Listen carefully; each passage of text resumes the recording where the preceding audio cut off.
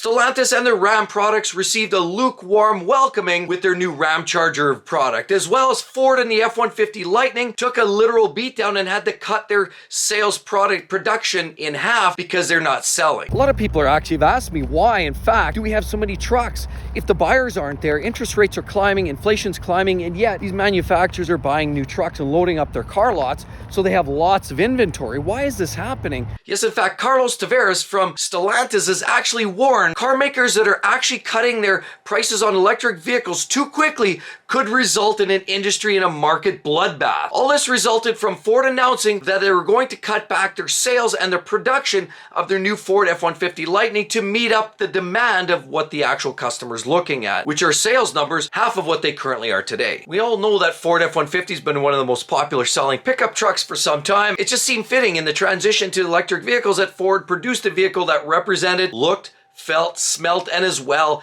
carried the badge of the F-150 with the hope and the actual dream that they would carry on the torch popular pickup truck, this time in the EV market. But sadly, that hasn't necessarily followed through, and Ford is realizing the hard way with other manufacturers creating this and being first to the punch that Ford is now no longer king of the hill. So Ford CEO Jim Farley has actually said, "We see a bright future for specific electric vehicle consumers, that the group actually has the capacity to scale internal combustion vehicles as well as hybrid vehicles rather than just pure electric." We all know that driving a pure electric vehicle means there are some compromises. You do gain certain benefits with being off the grid from the gas and oil situation. You do lose, obviously, range, and the charger networks are especially important if you don't have a way to get your vehicle back on the road in a hurry. So this whole comment by Stellantis is in light of Ford scaling back the output and the production of their new F-150 Lightning. They've also scaled back their plans for an EV battery plant, as well as General Motors and Tesla have both agreed that they're going to scale back some of their efforts as well. We've also heard recently that rental car Hertz has decided to elect to toss about 20,000 electric vehicles from their fleet and convert those back to internal combustion vehicles themselves because of lower insurance costs, lower repair costs, and they're just easier to own from a manufacturer OEM rental perspective. Certainly, electric vehicles do cost a lot more money to keep in the fleet. So Tavares, who's actually part of Stellantis, which we already said, owns Ram, Dodge, as well as Jeep products,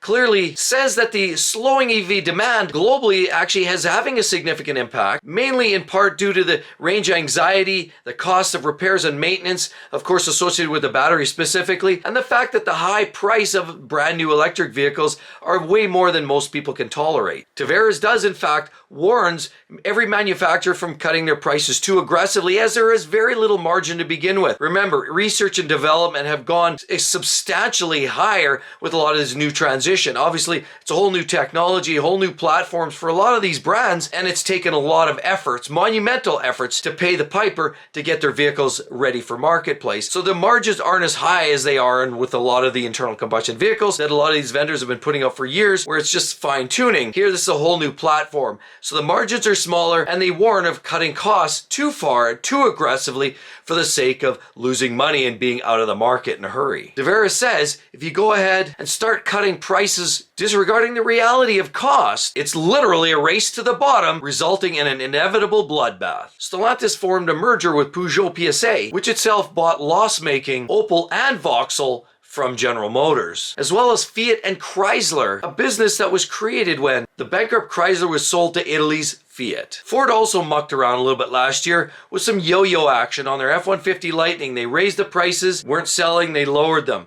Tried to sell a few more, got a little cocky, raised them again. And they played a little bit of this yo-yo up and down game a few times. Customers caught on and felt that Ford was being disingenuous and just wanted no part of that. Now we know electric vehicles are on the upswing, and we know that they're some of the fastest growing style of vehicle out there on the market today, but they have been softening on the sales side and they are leveling off to some degree. People are just not getting on board with them. Even though the imminent day of 2035, they're staring down the barrel of that, a lot of people just aren't getting converted. With that said, 1.2 million EVs were sold in the United States in 2023, And of that, over 317,000 were sold in the fourth quarter alone. And according to the data group at Cox Automotive, electric vehicles consisted of about 7.6% of the entire domestic market, which is actually up from the year before at 5.9%. So clearly it's accelerating the sales. But with all that said, Kelly Blue Book Analysis actually says even though some of the sales have increased, they're starting to see a slowdown, and it's real. And so clearly trading punches for the cheapest car in the EV sector isn't necessarily the solution or the strategy that a lot of these manufacturers should follow.